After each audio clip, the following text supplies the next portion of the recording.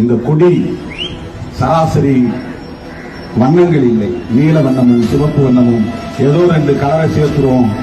எல்லா கட்சியும் கொடி இருக்கிற மாதிரி நமக்கு ஒரு கொடி இருக்கட்டும் என்று ஏதோ ரெண்டு கலரை ஒன்னா சேர்த்து நினைக்காதீர்கள்.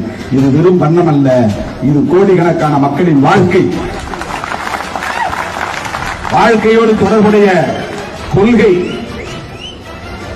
வாழ்க்கையோடு தொடர்புடைய அரசியல். என் தாயை விடவும் நான் நேசிப்பது இந்த கொடியைத்தான், நீலம் சிவப்பு கொடியைத்தான். நான் பெற்ற குழந்தை என்று நான் பெருமையாக சொல்ல கடமைப்பட்டிருக்கிறேன்.